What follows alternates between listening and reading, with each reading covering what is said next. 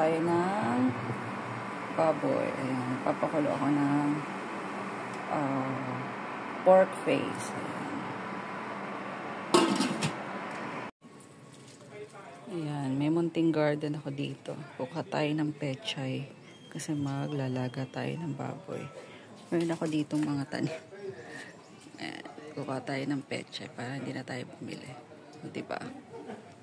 Makakatulong na to sa ating budget. Okay, so kuha tayo. Ito, iba-ibang klase ito eh. Bok choy. Meron akong bok choy. Tapos meron akong regular na pechay. Ito, bok choy ata ito.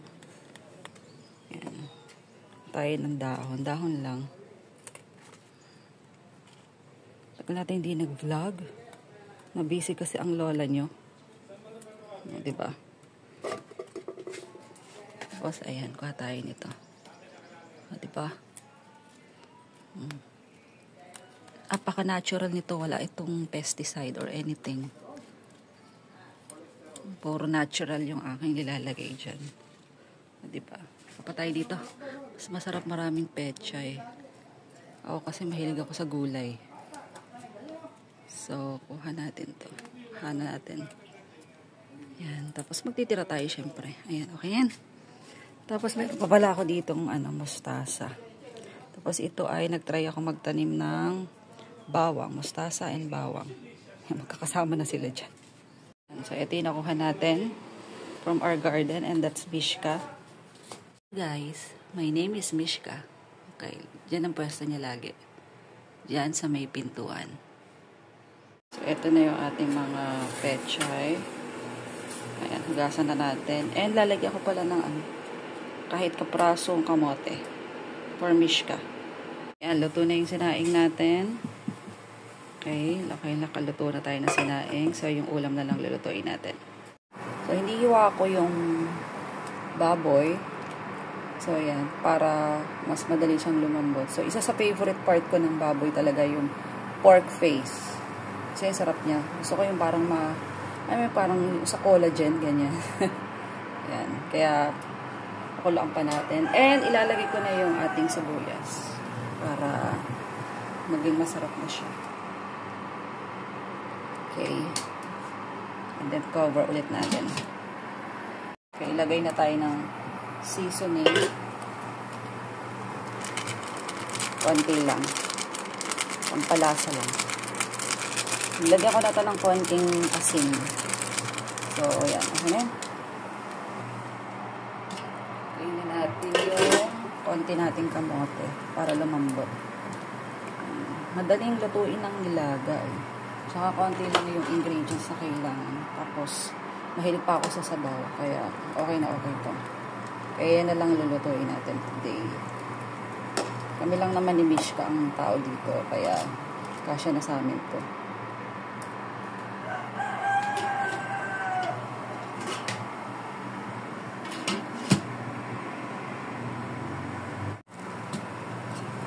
Okay, ayan. Sobrang kulong-kulo na pala. Okay, oops, tender na yung ating pork. So, ilalagay ko na yung pechay natin.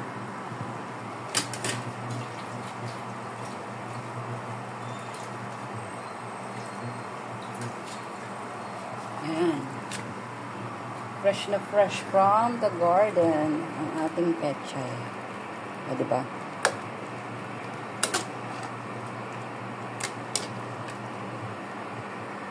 Hinaan na natin siya. And then, tapos na. Very easy. Sandok na ako at kakain na kami. Yan o. Lagyan natin ng kamote.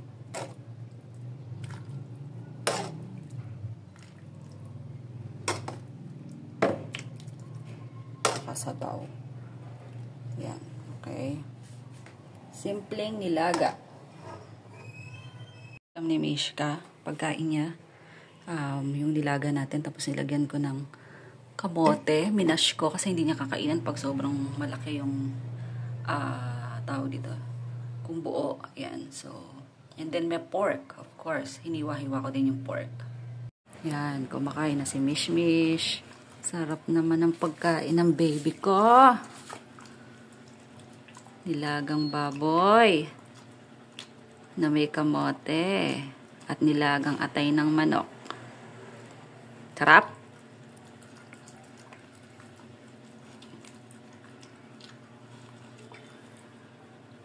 Let's eat. Iba yung kamerang gamit. So, kain na tayo. Nagugutom na ako.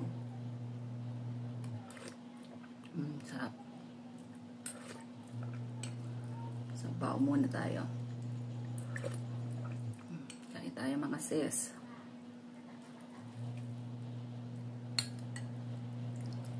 Isa sa pinakamadaling lutuin na Filipino food. Nilaga. Nilagang baboy. Nilagang manok. Yan.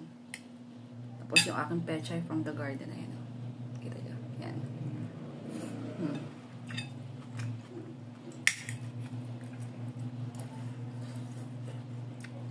Sarap.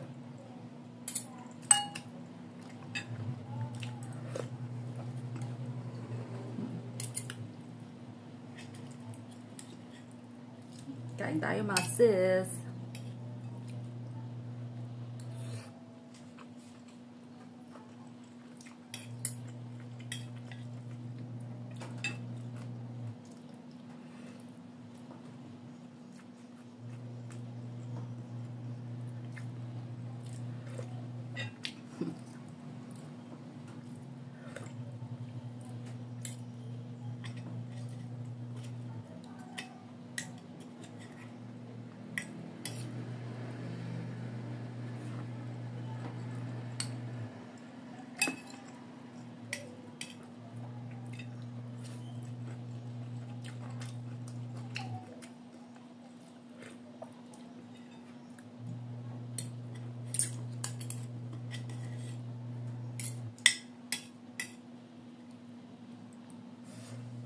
Up.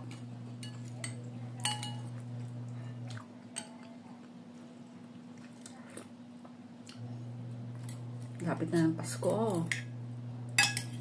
Sobrang nabisi ang lola nyo. Yung mga nakaraang buwan.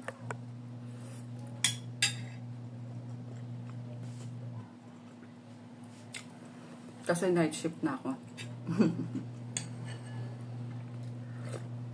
Night shift na tayo sa ating trabaho. I mean, hindi pala night. More night. Kasi madaling araw. But okay lang yun. It's normal. Sa mga panahon na to. Kailangan na natin siyang gawing new normal. Sa aking schedule. Yan. Kain tayo. Sarap.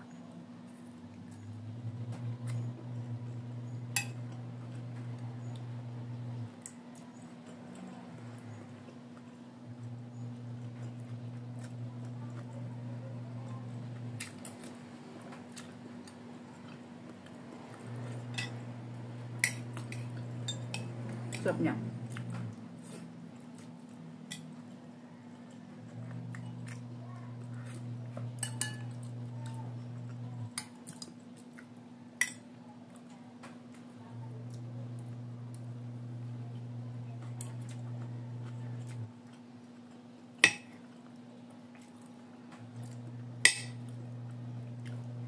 So, ang shift natin ngayon ay madaling araw at